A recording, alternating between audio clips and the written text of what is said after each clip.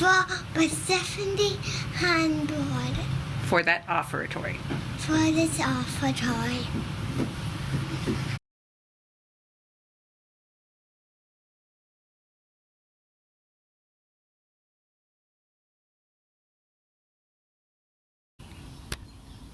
Hello, my name is AJ Fox. I use they, them pronouns, and I'm the Director of Religious Education here at First UU. I am joined today by Marilyn Day, Doris Ewing, and Colleen Apple, all members with long histories as Unitarian Universalists, to talk about how our faith and our community is one committed to change. A couple weeks ago, we had a bunch of snow and ice all over our yards. Big icicles hung down from the gutters. But within days, it was gone, melted away. When ice melts, however, it's not like the ice is dying. It doesn't even disappear exactly. It changes. It isn't ice anymore, or snow, but it's still water. The March theme is commitment. Commitment means that we act on what we value and what we hold important. But in Unitarian Universalism, commitment to our values doesn't mean that we are static. In fact, it often means that we are committed to change. I invited my two children, Vonnegut and Nearing, to play with me on the front porch this week and watch some snow and ice melt on a recent warm day. Yes, I'm the sort of parent who hoards snow in the deep freeze and then brings it out a few weeks later. It's complicated. It's very cold on your fingers, isn't it? It's nice it's such a warm day. Otherwise, it would be so cold.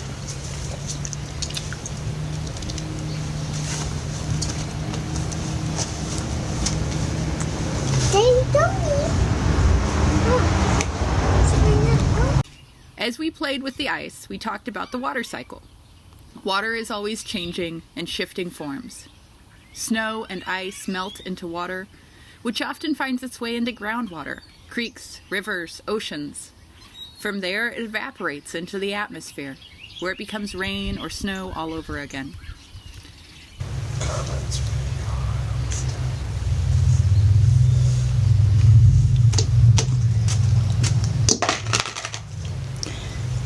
And the sermon that we're having on Sunday talks about how ice melts and becomes water, and water goes up into the sky when it evaporates and becomes a gas, right? But all of the water is still water. Being committed to change means that we expect change, just like the ice is changing. Almost everything keeps changing, and is changing all the time, including us and our ideas. We Unitarian Universalists can expect change in our lives and our beliefs. What we believe at age 4 will change when we become 8. What we believe at age 8 might change when we become 12. What we believe at age 12 may well change when we become 20, which may well change when we become 40, 60, or 80 years old. We believe, as Unitarian Universalists, that change is part of living and growing. The ice cube always has hydrogen and oxygen molecules, H2O, whether it's ice, water, or steam. And our values can act like those molecules. We can value curiosity, change, conscience, and compassion. These values have always been there in some form in our faith, but our understandings, our language, what we leave out and what we include can change. One of the major ways that our faith has changed, one of the major ways our faith is considering changing right now, is the consideration of adding an 8th principle to the 7 that we currently have. This 8th principle has already been added by many congregations, but it's currently being considered within the UUA. We're learning more and more about what racism, what role racism has in our society, and we've grown in the way that we understand racism. The 8th principle language, which has already been adopted some places, but not all the places, says, "We, the member congregations of the Unitarian Universalist Association, covenant to affirm and promote, journeying toward spiritual wholeness by working to build a diverse, multicultural, beloved community by our actions that accountably dismantle racism and other oppressions in ourselves and our institutions. That's a different principle than the 7 that we have. But it's kind of the same values coming through, and it's one way that we might be changing to better affirm what we truly are, or what we hope to manifest in the world. Now, Marilyn Day is going to share another way that our faith has changed to support our values over the years.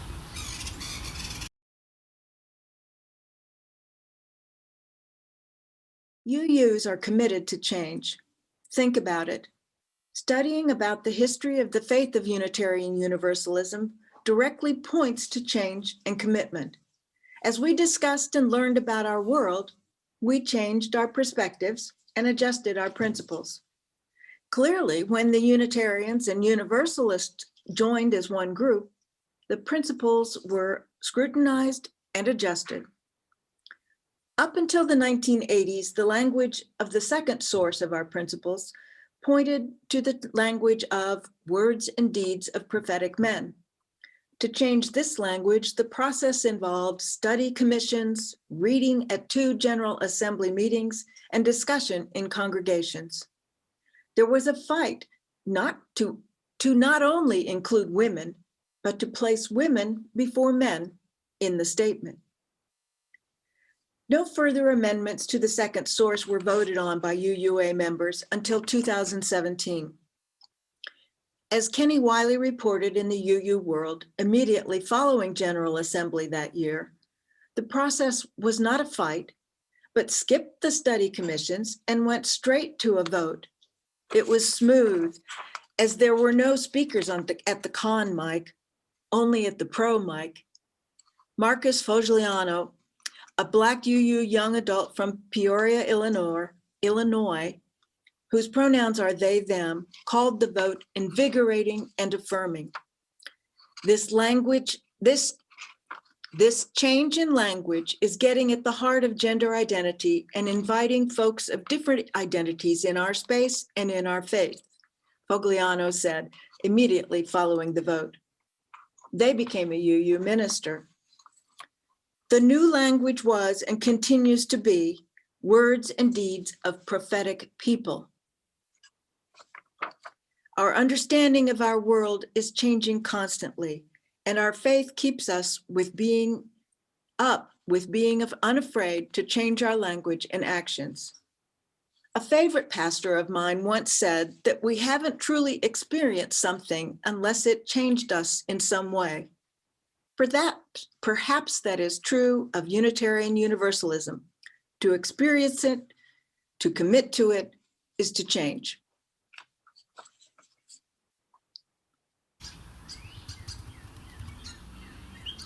Thank you, Marilyn. We are a faith of change in so many ways. We've tweaked the wording of the principles, and added sources to better reflect our faith and our values. Doris Ewing is going to join us to share an example of the way that we have changed our sources over time to better reflect who we are or who we are becoming.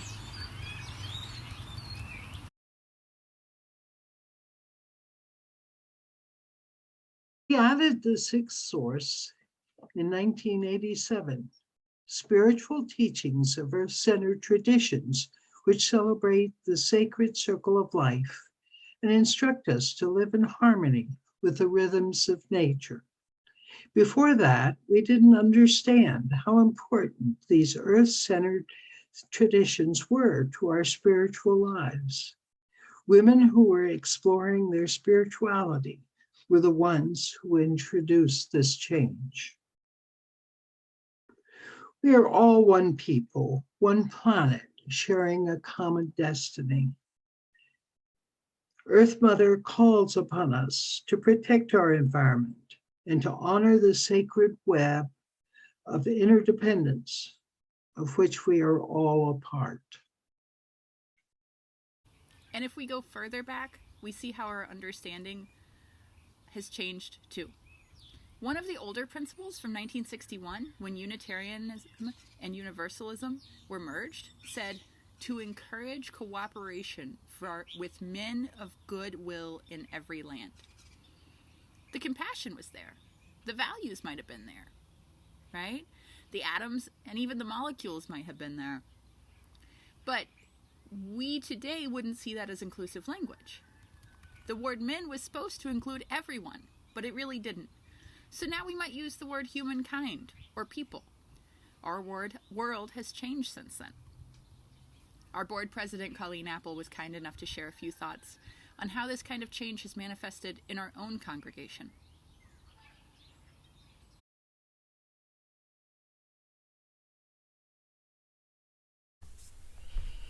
I'm Colleen Apple. My pronouns are she and her. I am the current president here at First UU. I became a member of this church back in the 1980s when my family joined the exodus of Iowans leaving their farms. Rebecca Holt, whom I'd met at a food co-op and got to know better through homeschooling, invited me and my family to church. It was a joy and blessing to find Rebecca and her family and all the others at First UU who looked like us, thought like us, and made me feel comfortable. When I divorced, I left First UU until my second husband, Tim, attended Rebecca's blowout birthday party and decided that UUs were interesting people. And so I returned, expecting the same experience I'd had 20 years earlier. People who looked like me, who thought like me, who ran meetings like me, and who could be casually committed to the principles like me. What made me change? What made me decide my narrow interpretation of who we were was limiting and robbing me of rich church experiences?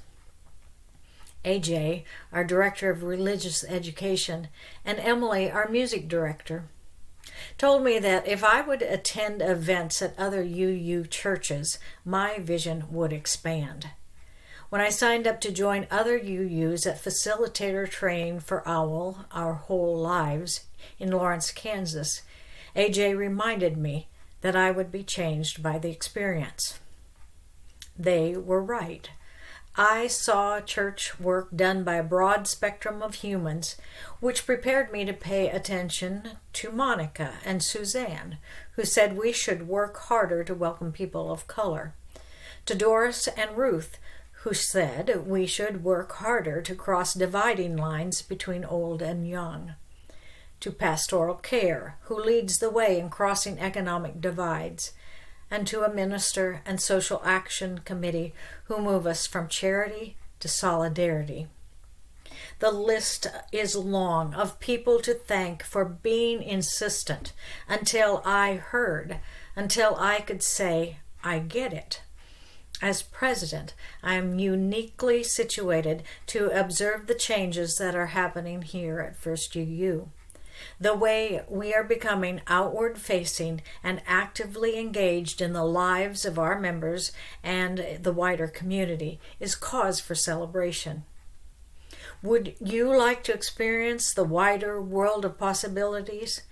I encourage you to take advantage of educational opportunities offered by the Unitarian Universalist Association. One of the positive outcomes of the pandemic is the opening of the virtual world to leadership experiences, making them more affordable and accessible for people to attend. Keep watching What's Up and take advantage of sessions to discover the richness of experience that diversity offers. I used to think that First UU should make me comfortable. Now I think First UU should challenge and change me. Everything changes, so let us always be ready to keep growing. Thank you, Colleen. While we were playing with our snow and ice, the kids and I also made a time-lapse video of ice cubes melting. Each second of this video was 30 seconds of sunshine on our front porch. If you stare at the ice, you can't always see it melting. You can see when big changes happen, when the icicle falls off the eave, when a chunk of snow crumbles as it melts, but you cannot always see the small changes happening.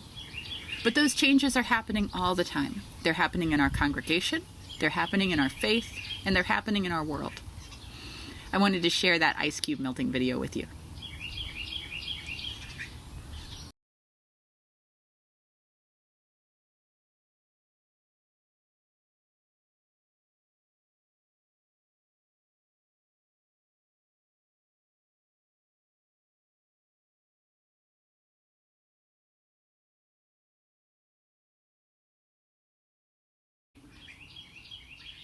We can expect all sorts of changes in our lives. Sometimes it isn't easy to change, but that's why we Unitarian Universalists are in it together. We have to go help each other, not only to be open to change, but also to help each other adjust. Let's go and embrace what's new. Yes, we're going to change, but we're also in it together, and we're also still in some ways fundamentally at the core the same as we have always been. Thank you, friends. Goodbye. To Eva Rebold for the interlude. Thank you for Eva Rebold for the interview.